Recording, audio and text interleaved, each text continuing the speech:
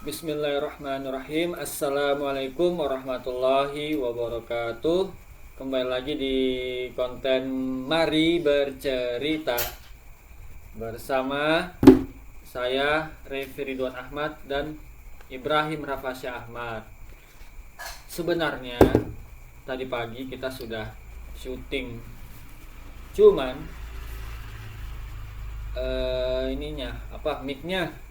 mic-nya itu lupa dinyalakan, jadi ada videonya cuma ada suaranya ya. Jadi kita tag ulang, melanjutkan kisah dari buku Pintar Anak Islam, kisah-kisah fantastis dalam Al-Quran, karya Yani Suryani dan kawan-kawan. Cerita selanjutnya adalah tentang kehancuran kaum Nabi Lut. Nabi Lut adalah keponakan Nabi Ibrahim. Ayah Nabi Lut yaitu Hasan bin Tareh adalah saudara kandung Nabi Ibrahim. Nabi Lut dan Nabi Ibrahim bekerja sama mengurus peternakan. Semakin lama usaha ternak mereka semakin besar. Mereka pun memutuskan untuk memecah peternakan mereka. Akhirnya Nabi Lut pindah ke Yordania dan tinggal di sebuah tempat bernama Sadum. Masyarakat Sadum adalah masyarakat yang tidak bermoral. Mereka tidak beragama dan tidak berkeperi kemanusiaan. Kemungkaran dan kemaksiatan merajalela di mana-mana. Pencurian dan perampokan menjadi hal yang biasa. Penindasan dan perbuatan semena-mena menjadi pemandangan sehari-hari. Selain itu, masyarakat Sadum menyukai sesama jenis. Laki-laki menyukai laki-laki, perempuan menyukai perempuan. Hal itu sudah menjadi budaya masyarakat Sadum. Karena itulah Allah mengutus Nabi Lut untuk memperingatkan masyarakat Sadum. Nabi Lut mengajak masyarakat Sadum untuk beriman kepada Allah dan meninggalkan perbuatan mereka yang tidak terpuji. Nabi Lut tak henti-hentinya memperingatkan mereka. Dalam setiap kesempatan, Nabi Lut selalu mengajak mereka ke jalan yang benar dan meninggalkan kemaksiatan. Namun, hati masyarakat Sadum sudah tertutup. Setan sudah menguasai mereka. Telinga mereka sudah tidak bisa mendengar nasihat-nasihat dari Nabi Lut. Lama-kelamaan masyarakat Sadum merasa kesal dengan ajakan-ajakan Nabi Lut. Mereka mengancam akan mengusir Nabi Lut dan keluarganya jika tidak menghentikan dakwahnya. Nabi Lut pun putus asa. Tidak ada cara lain untuk mencegah kemaksiatan mereka selain membasmi mereka dari muka bumi.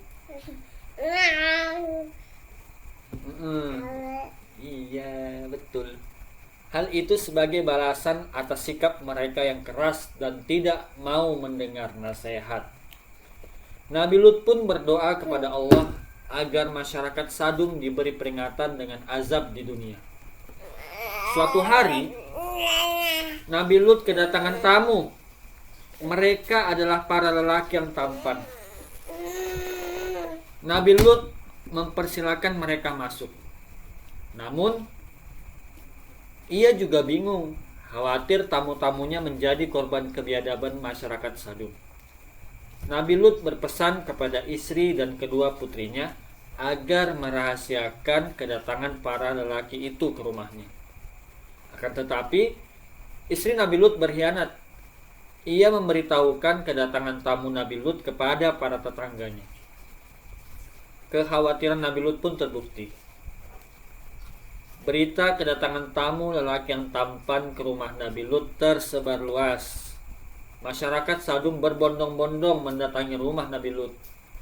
Mereka ingin melihat para lelaki tampan yang menjadi tamu Nabi Lut.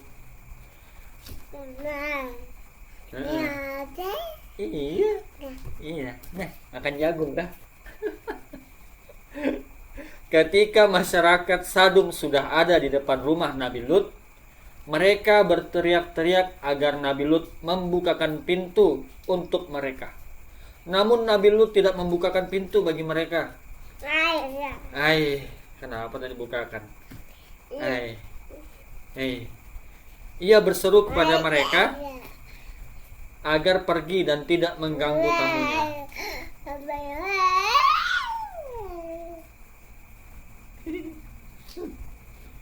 Nabi Lut juga meminta mereka agar meninggalkan kebiasaan buruk mereka yang menyukai sesama jenis. Masyarakat Sadum makin marah. Mereka berusaha mendobrak pintu rumah Nabi Lut. Nabi Lut sudah putus asa. Ia sangat mengkhawatirkan tamu-tamunya. Tiba-tiba, salah seorang tamu berkata, "Wahai Nabi Allah, kami adalah para malaikat yang diutus Allah untuk menimpakan azab kepada masyarakat Sadum." Nabi Lut sangat kaget. Ia tidak menyangka ternyata tamunya adalah malaikat. Para malaikat itu memerintahkan Nabi Lut agar membukakan pintu lebar-lebar, sehingga masyarakat Sadum dapat masuk ke rumah Lut. Nabi Lut mematuhi perintah malaikat. Ia membukakan pintu rumahnya bagi masyarakat Sadum. Ketika masyarakat Sadum masuk ke rumah Nabi Lut, tiba-tiba pandangan mereka menjadi gelap. Mereka tidak dapat melihat apapun. Terjadilah keributan. Mereka saling menabrak satu sama lain sambil berteriak-teriak. Tiba-tiba para malaikat berseru memerintahkan Nabi Lut agar segera pergi dari rumahnya, karena azab Allah akan segera tiba. Mereka juga berpesan agar selama perjalanan meninggalkan Sadum, Nabi Lut dan keluarganya tidak menoleh ke belakang. Nabi Lut dan keluarganya segera pergi meninggalkan rumah mereka.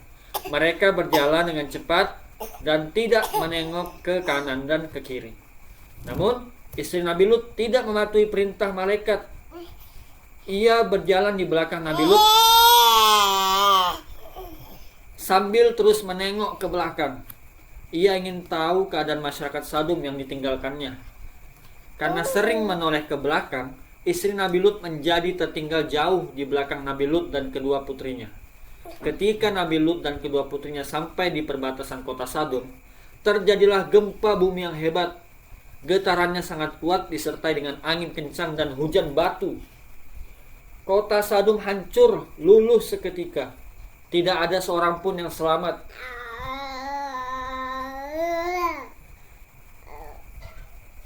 Begitu juga istri Nabi Lut yang masih berada di dalam kota. Ia tertinggal jauh dari Nabi Lut karena sering menoleh ke belakang. Nabi Lut dan kedua putrinya pergi meninggalkan kota Sadum yang rata dengan tanah.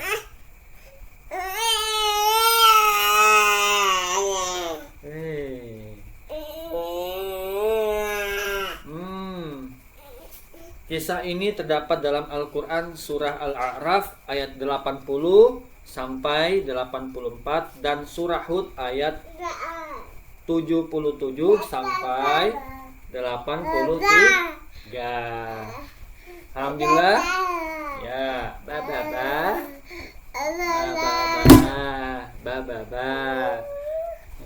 Alhamdulillah, kita sudah selesai menceritakan tentang kehancuran kaum Nabi Lut. Semoga dapat bermanfaat, semoga dapat diceritakan ke orang lain, ke teman-teman. Kita akhiri konten Mari Bercerita. Saya Refridwan Ahmad. Iya, dan kakak Ibrahim Rapasya Ahmad undur diri. Terima kasih sudah menonton sampai selesai. Terima kasih sudah mendengarkan sampai selesai. Sampai jumpa di konten selanjutnya. Wassalamualaikum warahmatullahi wabarakatuh. Dadah. Dadah, Pak. Sana dadah. Dadah. Dadah. Dadah.